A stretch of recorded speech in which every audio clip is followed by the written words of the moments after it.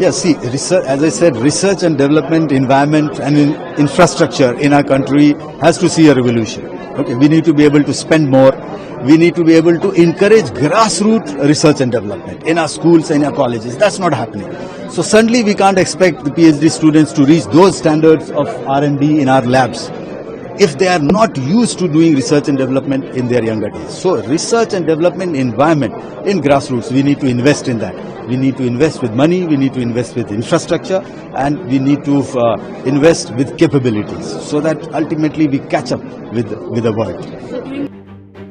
On September 30th, 2025, at the Aero Tech India 2025 event in New Delhi, Air Marshal Awadhesh Kumar Bharti, Deputy Chief of the Air Staff, spoke about the urgent need for India to become self-reliant in defense technology. His message was clear: India must make its own weapons, engines, and systems to stay strong and safe in the future.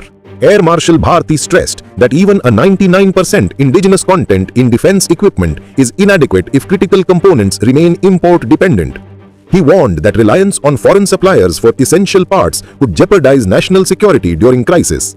India needs to make everything it needs for its defense within the country and within defined timelines. This will make the armed forces stronger and more independent.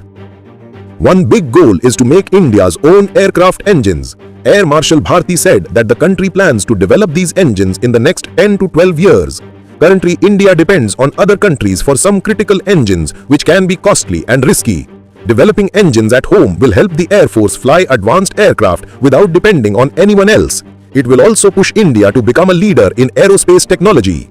Research in India's defense sector has been painfully slow, the Air Marshal said, adding that it is time to speed up work in new technologies. India needs to focus on things like secure communication systems, high-tech weapons, space technology, and smart systems that can think and act fast. By working faster and smarter, India can stay ahead of other countries in defense technology.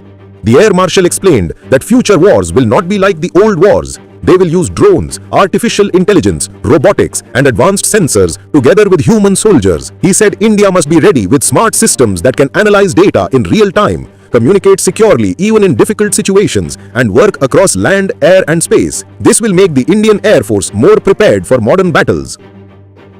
To win future wars, there is no doubt that indigenization is the way ahead.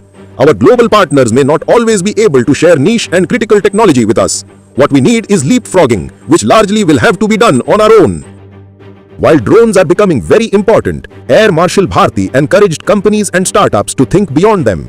He wants innovations in things like making platforms stronger, integrating sensors, and improving the survivability of systems. By supporting a wider range of ideas, India can have a strong and complete defense technology system that is ready for any challenge. The Air Marshal's suggestions provide a very clear roadmap to help India become Atmanirbhar, as it will reduce dependence on foreign suppliers.